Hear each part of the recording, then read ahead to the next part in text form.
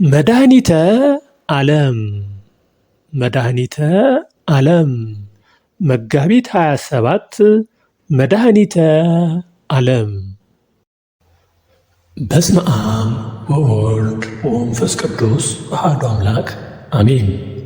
መድኃኒ ዓለም መጋቢት 27 በየዓመቱ የጌታችን የመድኃኒታችን የኢየሱስ ክርስቶስ ስቅለተ በዓል የሚከበርበት ታላቅ በዓል ነው። በዚህ ቀን በ34 ዓመተ ምህረት መጋቢት 27 ጌታችን መድኃኒታችን ኢየሱስ ክርስቶስ የሰውን ልጅ ከወደቀበት የኃጢአት አዘቅት ሊያወጣው ከሰማየ ሰማያት ወርዶ ከቅድስት ድንግል ማርያም ሥጋን ነስቶ በበረት ተወልዶ በግብፅ በረሃ ተሰዶ በክፎች አይሁድ ምክር ተከሶ ተንገላቶና ተደብድቦ በጥፊ ተመትቶ ተዛብተውበት ምራቅ ተተፍቶበት በአደባባይ እንደ ወንጀለኛ ተገርፎ ተወግሮ ተገፍቶ እርጥብ መስቀል ተሸክሞ ከሄሮዶስ ወደ ጲላጦስ እየተመላለሰ ከዚያም ከቀራንዮ የራስ ቅል በምትባል ስፍራ በጦር ተወግቶ ተሰቅሎ ሞታችንን በሞቱ የሻረበት የተሰቀለበት ቀን መጋቢት 27 ቀን ጥንተ ስቅለቱ ይከበራል። ታዲያ ይህ በዓል በቤተ ክርስቲያን ከመጋቢት ወደ ጥቅምት ተወስዶ ጥቅምት 27 ቀን በቤተ ክርስቲያን የመድኃኔ ዓለምን የስቅለት በዓል በደማቁ ቤተ ክርስቲያን ታከብራለች። ይህም የለውጥ በዓል ነው። ጌታችን መድኃኒታችን ኢየሱስ ክርስቶስ ደሙን ያፈሰሰው ሥጋውን የቆረሰው አንዴ ብቻ ነው። እርሱም መጋቢት 27 ቀን ነው። ይህ በዓል ግን በአብይ ጾም ስለሚውል በአብይ ጾም ሐዘን እንጂ ደስታ ስለሌለና በዓል ማክበር ስለማይፈቀድ ወደ ጥቅምት 27 ተዛውሮ ደስ ብሎን እንድናከብረው ቤተ ክርስቲያን ሥርዓት ሰርታልናለች። ስለዚህ በዓል የምናከብረው ጥንተ ስቅለቱን ለማሰብ ነው።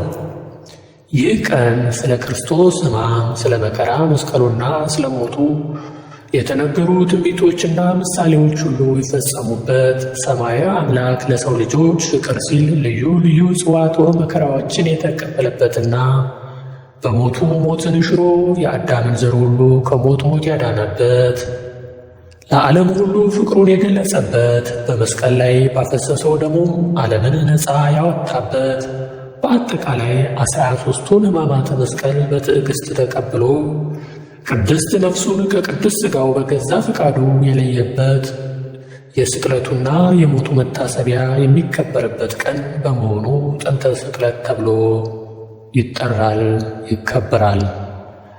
በዓሉም በዓለ መድኃኔ ዓለም እየተባለ በየዓመቱ በመድኃኔ ዓለም ስም በታነጹ አብያተ ክርስቲያናት ሁሉ ታቦተ ሕጉ እየወጣና ዑደትም እየተደረገ በታላቅ ክብር ይከበራል።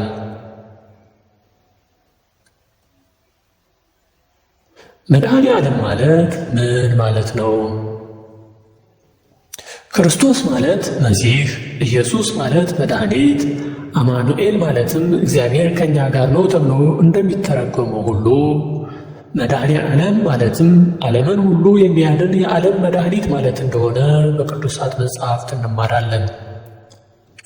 ዓለም ያዳነውን በመስቀሉ ላይ በአፈሰሰው ደሙና በሞቱ አማካይነት በተገኘው ጸጋው ነውና የጥንተ ስቅለቱና የመስቀሉ ምስጢር ዓለምን የማዳን ምስጢር ስለሆነ የጥንተ ስቅለቱ የመታሰቢያ በዓል በሚከበርበት መጋቢት 27 ቀን ምዕመናን ሁሉ በቤተ ክርስቲያን በመገኘት በእሱ ደም ዓለም የዳነ መሆኑን በሚገልጸው መድኃኔ ዓለም በተሰኘ ስሙ እየተማጸኑና ዓለምን ለማዳን የተሰቀለውን መከራ መስቀል እያስታወሱ በዓሉን በድምቀት ያከብሩታል። መጋቢት 27 ቀን የሚከበረውን የመድኃኔ ዓለም በዓል ጥንተ ስቅለቱ ነው ብለን ስናከብርና የስቅለቱን መታሰቢያ በዓል ስናከብር በዚሁ ቀን በጌታችን በኢየሱስ ክርስቶስ ላይ የተፈጸሙትን ጽዋትወ መከራዎችና እሱ በመስቀል ላይ እያለ በሰማይና በምድር የተፈጸሙትን ተአምራትን አብረን ልናስባቸውና ልብ ልንላቸው ይገባል። በእሱ ላይ የደረሱት ልዩ ልዩ ጽዋትወ መከራዎች ውስጥ መጋቢት 25 ቀን በዕለተ ረቡዕ የአይሁድ መማክርት የመከሩበትና ከንቱ ምክርና ጠማማ ፍርድ የተወሰነበት የመጀመሪያዎቹ ሲሆኑ ቀጥሎ መጋቢት 26 ቀን የጸሎተ ሐሙስ ዕለት ማታ ለ27 አጥቢያ ለደቀ መዛሙርቱ የመጨረሻውን ራት መግቦ ምስጢረ ቁርባንን ከመሰረተ በኋላ ሌሊቱን በሙሉ በአይሁድ ጭፍሮችና በሊቃነ ካህናት ሎሌዎች የደረሰበት ስቃይና መንገላታት እጅግ ከባድ መከራ ነው። ጭፍሮቹ በይሁዳ መሪነት እሱን ከያዙ በኋላ እንደታሰረ በመጀመሪያ ወደ ሐና ዘንድ ከዚያም ወደ ሊቀ ካህናቱ ወደ ቀያፋ ቀጥሎም ወደ ጲላጦስ ከጲላጦስ ደግሞ ወደ ሄሮድስ ከዚያም እንደገና ወደ ጲላጦስ እያመላለሱ እንዲንገላታና እንዲሰቃይ አድርገውታል። በዚህም ላይ እየሰደቡትና እየዘበቱበት ፊቱን በጥፊ ራሱን ደግሞ በዱላ እየመቱ እንደነበር በቅዱሳት መጻሕፍት ማቴዎስ 27 በደንብ ያስረዳል። መጋቢት 27 ቀን በዕለተ ዓርብ ከ3 እስከ 9 ሰዓት የተቀበላቸው መከራዎችም እጅግ በጣም ብዙ ናቸው። በጥቂቱ እንስናያቸው በጅራፍ ተገርፏል።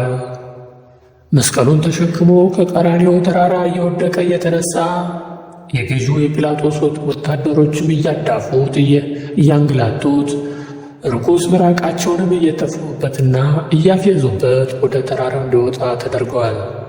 በዚሁ አጋጣሚ ቅድስት ቅዱሳት የሆነችው ቅድስት ድንግል ማርያምንም ያገኘበት በዚህ እያዳፉ ወደ ተራራ ሲወስዱት ነው። እንዲሁ ስለ እሱ የተጻፈው የነቢያት ትንቢት ይፈጸም ዘንድ ልብሱን ገፈው ከለሜዳ ለብሰውታል። በልብሱም ላይ ዕጣ ተጣጥለው ተከፍለውታል። የሾህ አክሊል ጉንጉን በራሱ ላይ በማድረግ የሰማይና የምድር ንጉሥ እንዳልሆነ ሁሉ ንጉሥ ሆይ ሰላም ላንተ ይሁን እያሉ ተሳልቀውበታል፣ አፊዘውበታል። በመጨረሻም ጎኑን በጦር ወግተውታል። እጆቹንና እግሮቹን በ5 ችንካሮች ቅንዋተ መስቀሎች ቸንክረው በመስቀል ላይ ሰቅለውታል። በመስቀል ላይ እያለም 7ቱ አረፍተ ነገሮችን ተናግረዋል። ከእነዚህም በጣም የሚያስደንቀው ጠላቶቹ እያሰቃዩት እያንገላቱትና እየገደሉትም ሳሉ አባት ሆይ የሚያደርጉትን አያውቁምና ይቅር በላቸው ሲል የተናገረው ቃል ሲሆን በመጨረሻም እነሆ ሁሉም ነገር ተፈጸመ በማለት ከተናገረ በኋላ ወዲያውኑ ቅድስት ነፍሱን ከቅዱስ ሥጋው በራሱ ፈቃድ ለይቶ ሞት የማይገባው አምላክ ለሰው ልጆች ሕይወት ሲል ራሱን ለሞት አሳልፎ መስጠቱ ነው። ክርስቶስ የተሰቀለው መጋቢት 27 ቀን ነው ከሆነ እንደገና በሌላ ጊዜ በዓለ ስቅለት ማክበር ለምን አስፈለገ የሚል ጥያቄ በአእምሯችን ሊጉላላ ሊነሳ ይችላል። በእርግጥ ጥንተ ስቅለቱን ማክበር በበቃ ነበር። ሆኖም ግን ክርስቶስ የተሰቀለው በዕለተ ዓርብ ሲሆን ከመቃብር የተነሳውን በዕለተ እሁድ በመሆኑ ስቅለት ከዕለተ ዓርብ ትንሣኤውም ከዕለተ እሁድ ዕርገት ደግሞ ከዕለተ ሐሙስ እንዳይወጡ ሌሎቹም በዓላትና አጽዋማት በተወሰነላቸው ቀን እንዲውሉ በማድረግ ይቻል ዘንድ የቀድሞ አባቶችና ሊቃውንት ቤተ ክርስቲያን 7 አዕዋዳት ተዘጋጅተው እና ቀምረው ሁሉም ሥርዓቱን ጠብቆ ድርጊቱ በተፈጸመበት ቀን እንዲከበር የወሰኑ በመሆኑ ነው። በዚሁ መሠረት ጥንተ ስቅለቱ መጋቢት 27 ቀን በየዓመቱ የታሰበ በዓለ ስቅለቱ ደግሞ ከሰሞነ ሕማማቱ ጋር በዓመት አንድ ጊዜ በዕለተ ዓርብ በጾምና በጸሎት እንዲሁም በአክፍሎትና በስግደት እንዲከበር በማድረግ ሕግና ሥርዓት ለሠሩ በዚሁ መሠረት ሲፈጸም ኖሯል። ታዲያ እግዚአብሔር የሠራት ቀን ይህች ናት፣ ሐሴትን እናድርግ፣ በእርሷም ደስ ይበለን መዝሙር 118 ተብሎ እንደተጻፈ ዕለተ ዓርብ የጌታ ስቃይ በእውነትም ዕለተ ዓርብ የጌታ ስቃይ ቢያስለቅስም ከእስራት የተፈታንባት ዕለት ስለሆነ እግዚአብሔር የሠራት ቀን ናት ብለን በመድኃኒታችን ስለማይነገር ስጦታው እናመሰግነዋለን፣ እናመልከዋለን።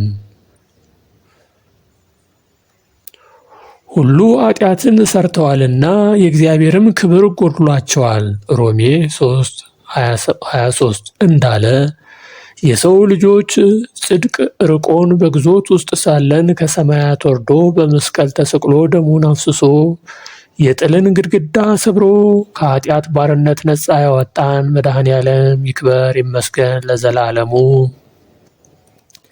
በነፃነት ልንኖር ክርስቶስ ነፃነት አወጣን። እንግዲህ ጸንታችሁ ቁሙ፣ እንደ ገናም ባርነት ቀንበር አትያዙ ገላትዮስ 5:1። የሚያሳዝነው ግን በመድኃኔዓለም በመስቀል ላይ ሳለ እኛ ሞቶልን ሳለ ግን አሁንም በኃጢአት ቀንበር ሁነን የሞተልንን ፈጣሪያችን እያሳዘንነው ነውና ከእንግዲህ ለንስሐ የሚገባ ፍሬ አድርጉ። በልባችሁም አብርሃም አባት አለን ማለትን አትጀምሩ። ከእነዚህ ድንጋዮች ለአብርሃም ልጆች ሊያስነሳለት እግዚአብሔር እንዲችል እላችኋለሁና ዮሐንስ 3:8 ነው ያለን ጌታችን ራሱ። ስለዚህ ለንስሐ የተገባ ሕይወት ይሰጠን፣ እንደ ቸርነቱ ይማረን፣ ተዋህዶ ሃይማኖታችን ይጠብቅልን፣ አጽራረ ቤተ ክርስቲያንን ያስታግስልን፣ ሀገራችን ኢትዮጵያን በቀደመ ክብሯ ያስብልን። አቤቱ አምላኬ መድኃኒቴ ኢየሱስ ክርስቶስ ሆይ እኛ ልጆችህን ከመከራ ሥጋ ከመከራ ነፍስ ጠብቀን እስከ ዘላለሙ ድረስ አሜን። መድኃኔ ዓለም